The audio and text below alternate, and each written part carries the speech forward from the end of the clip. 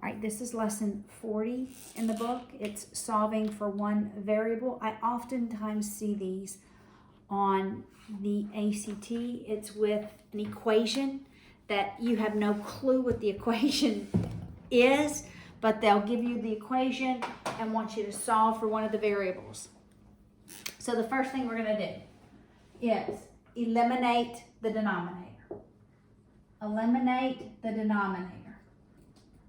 Because we have an equal sign. That will always be our first step. All right, so looking at the first example, we're going to walk through this. It says solve for x.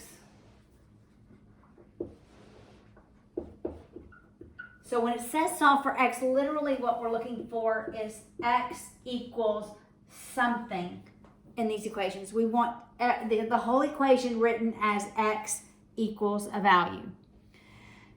And it's a over x plus m over a over x plus m over a equals c.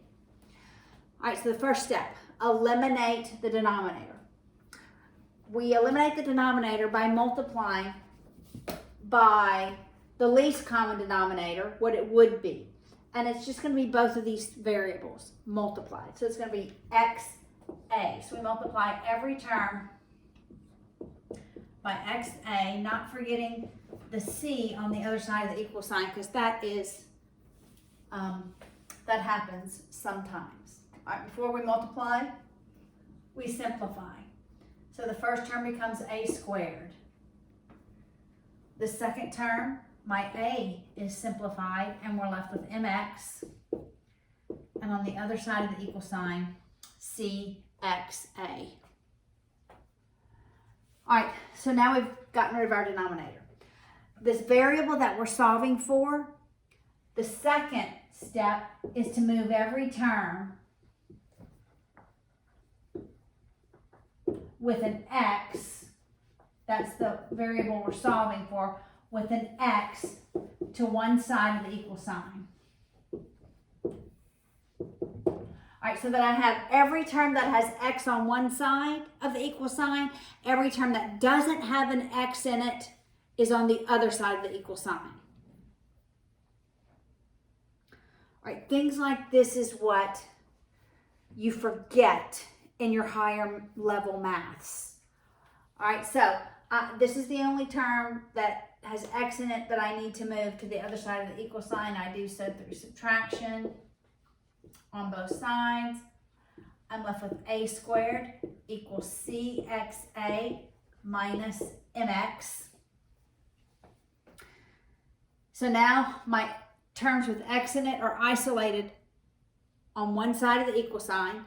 The next step is to factor out the x on the right side.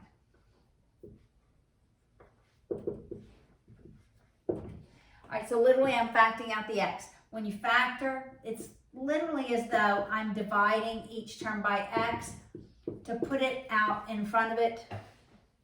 So it's multiplied by what is everything but x, ca minus m.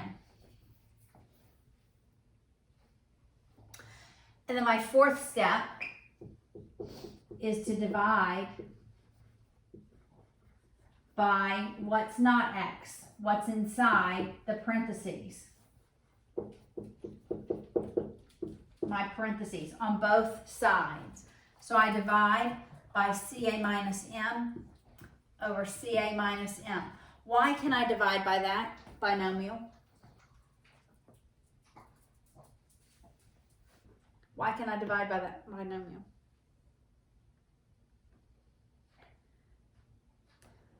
It's a simple answer. It's because it's multiplied by x, right? The only things we can divide by and eliminate are terms that are multiplied. So I'm left with x equals a squared over ca minus m. All right, so eliminate denominator, isolate the terms on one side of the equal sign, factor out that term, divide by what's not that term. All right, let's look at example 2. Now we're going to solve for m.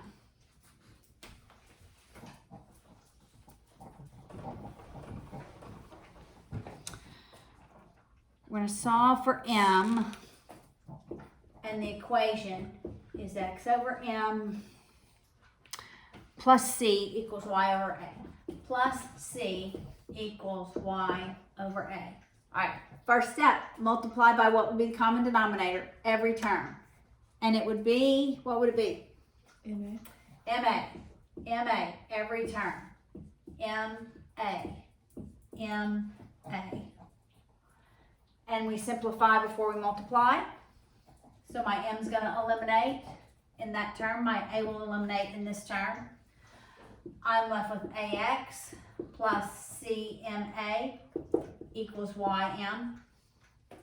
I'm solving for m, so I want to isolate my terms with m in it. So I'm going to move the cma to the right through subtraction.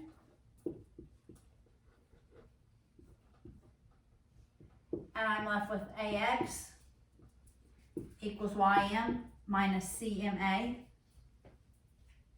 My last step is to factor out that m. And we will factor out the m. And I'm left with y minus ca equals ax.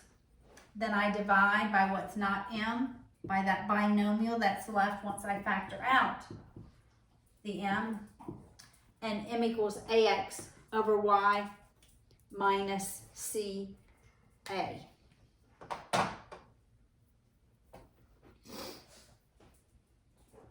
All right, the last example in the book is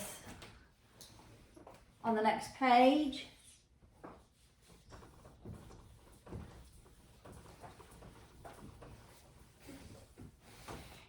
And we're going to solve for p. Some of these get pretty big. This one gets slightly bigger than the last two. So I have 6 over p minus ax. 6 over p minus ax equals m over y plus k.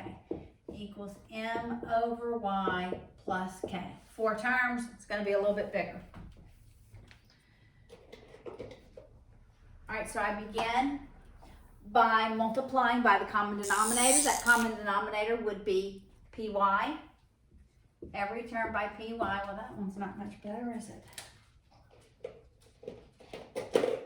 Every term by py, py. My p eliminates in that first term. The y eliminates on the other side of the equal sign, and then I multiply.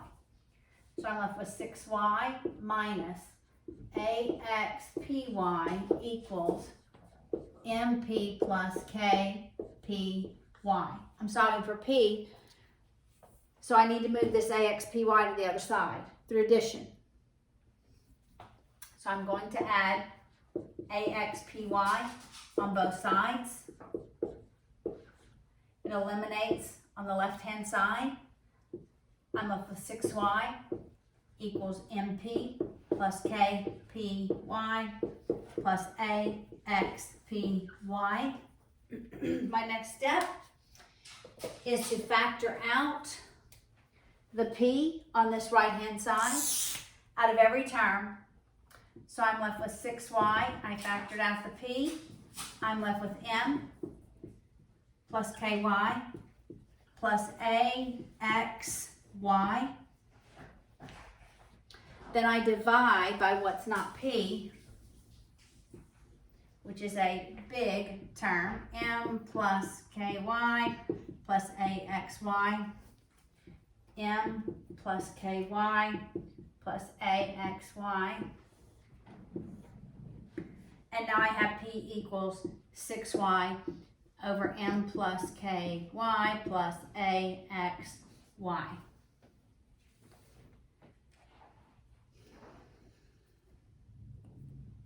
All right, that's all this lesson is.